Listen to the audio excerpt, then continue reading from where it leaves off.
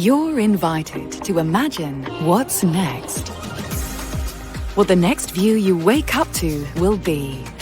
Where your next adventures will start from. Your perfect space to entertain. And your sanctuary to unwind in. As you begin to imagine your new place, we'll be here to help you find it. Because nothing compares to what's next. Sotheby'sRealty.com.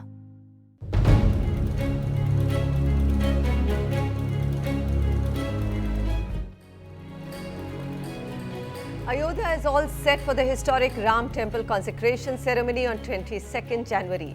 And the once sleepy, dusty town of Uttar Pradesh is buzzing with excitement.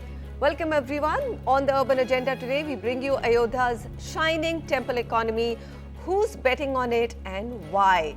What opportunities does this massive urban makeover of the city throw up, not just for new investors, but for the locals as well?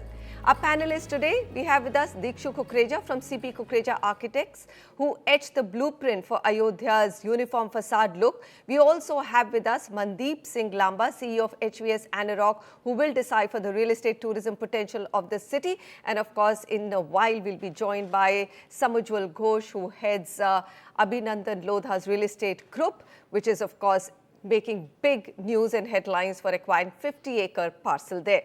Now, before we head into the discussion, here's a quick look at Ayodhya's urban transformation. If I just take you through some of the key graphics, it's a 85,000 crore rupee makeover plan over the next 10 years.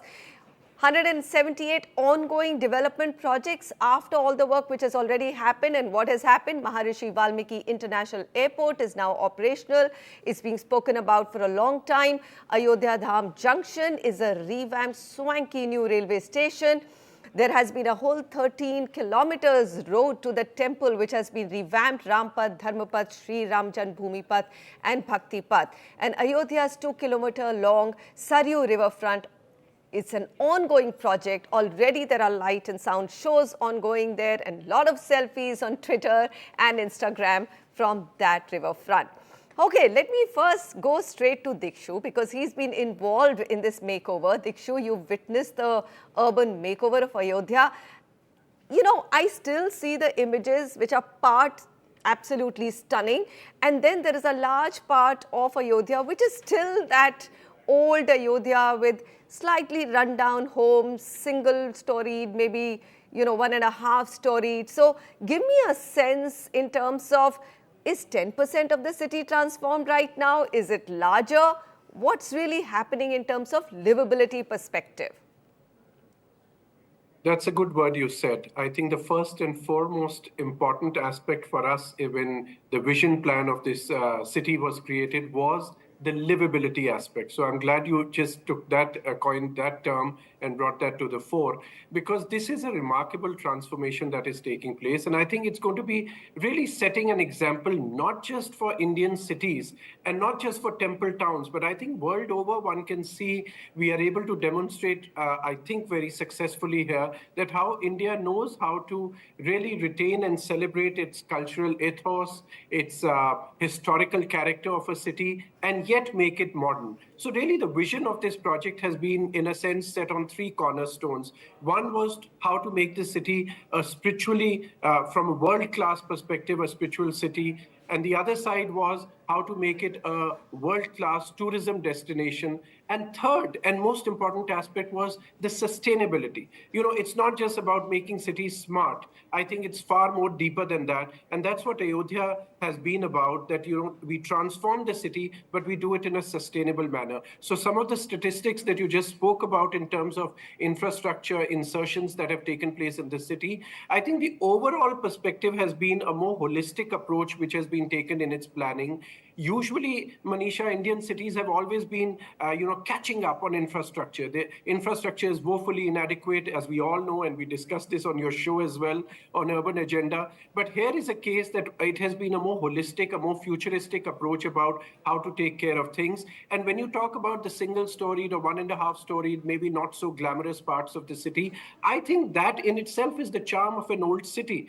And even here, when we were looking at how to retain the old historic historic core of Ayodhya. The intention was not that, we need to improve infrastructure. So in the name of infrastructure, you come, break down structures, you just widen the roads and say, this is a modern city now. We wanted to retain the narrow streets, the alleyways, and yet bring about a character which brings that old world charm to it. So there's a lot that's gone into it, but I must say that it's not a single man's effort. I have to compliment the political leadership for the vision in the first place of wanting to do something like this, and in such a fast-track manner. Which Indian city has ever seen this in the past? I mean, we came into this project 2.5 years ago, Right. and today you are seeing the visuals that you are playing. And then, of course, the administrators, the city administrators and other bureaucrats who've really worked tirelessly to make this Absolutely. happen. And then, of course, our own consortium with Lee Associates and L&T Infrastructure. Everybody's worked hard to make this project come alive. I mean, I've heard the stories, and I hope to see that very, very soon. But the fact that everybody has been hands-on and working furiously, literally round the clock, to make the city come alive before the consecration. Samujwal Ghosh is with us. House of Abhinandan Lodha has taken big bets, and I was saying, actually telling the audience, maybe smart bets with Ayodhya. You've acquired 50 acres of land over the last few years, anticipating this multiplier effect of the Ram temple. Now people are scrambling to find land there and finding it extremely hard. So what, according to you, is the true potential of this shining new temple town, Samujwal? So, largely, as far as our land acquisition strategy is concerned, we usually look at places which are of great infrastructure, growth corridors, with characterized by naturally scenic landscapes, etc.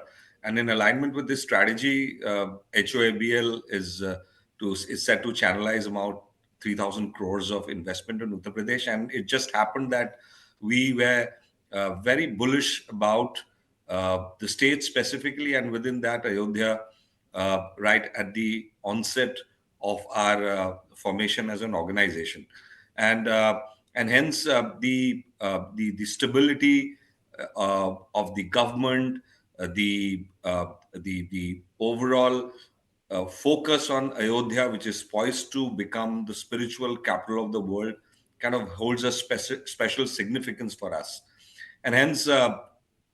The entire interest around Ayodhya was largely driven by the fact that we believe that the kind of numbers which we saw to begin with from a tourism perspective, where in 2021, about 3 odd lakh tourists were visiting Ayodhya, that number jumped to around 2.4 in 2022, and now we are expecting in the range of 4 to 5 crore. And with the global connectivity, new international airport, the railway station, etc., we just believe that overall this is going to be Ayodhya is going to be the epicenter of a lot of infrastructure, hospitality, healthcare.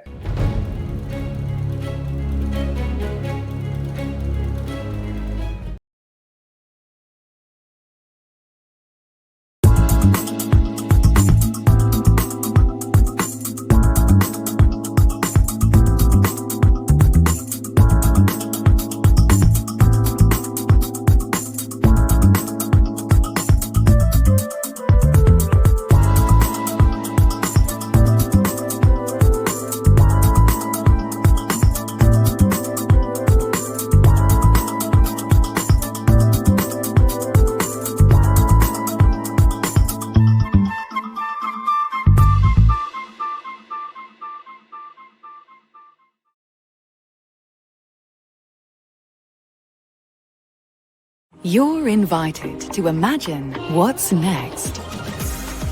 What the next view you wake up to will be. Where your next adventures will start from. Your perfect space to entertain.